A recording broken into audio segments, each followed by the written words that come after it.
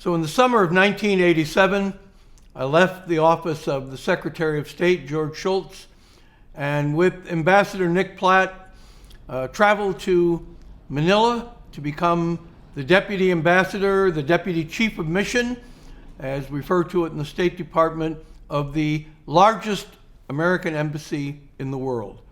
We had over 500 American employees, 5,000 Filipino employees. It was a huge management challenge, but in packing up and preparing to take my wife and 3 children with me, the Philippines looked like it was going to be calm, going in the right direction.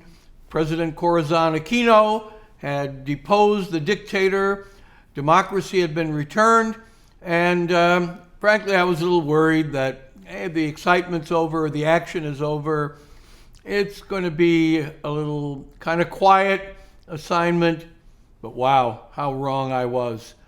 Within a week, when I got there, there was a coup attempt from inside the government of dissident military officers trying to depose the democratically elected president.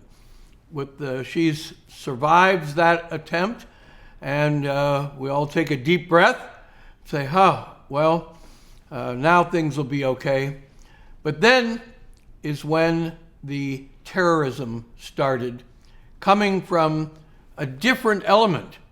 So on the one hand, you've got these dissident military officers inside the government who are trying to depose the president, and then you have external terrorists who come from something called the New People's Army, patterned after the Khmer Rouge in Cambodia.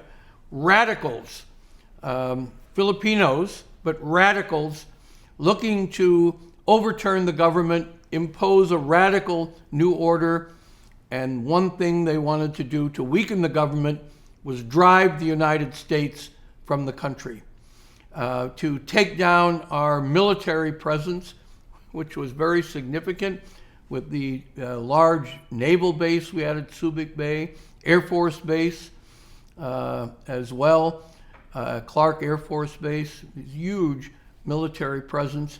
And so the terrorists began a campaign of killing Americans.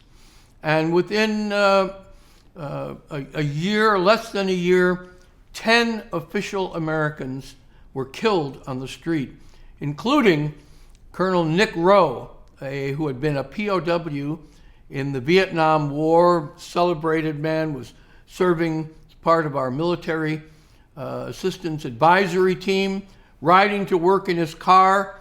In the morning, a car pulls alongside him filled with these NPA terrorists. Looks like any car. They lean out the window with M16 rifles, pepper his car, break through. Even he had some protective materials covering the windows, goes through that, hit him in the head, he's dead.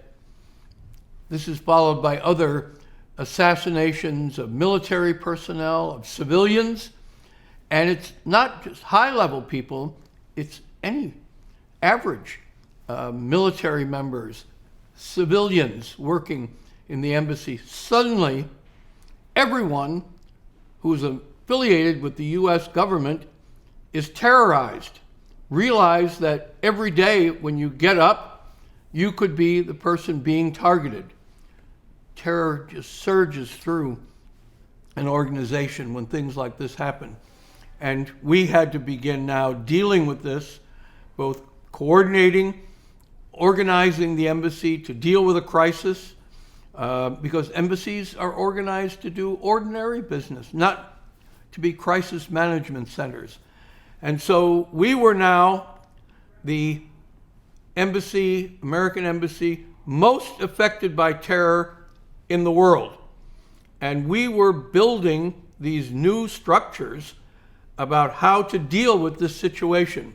We were on the front lines, the pioneers of shaping the American diplomatic structure and response to terrorism.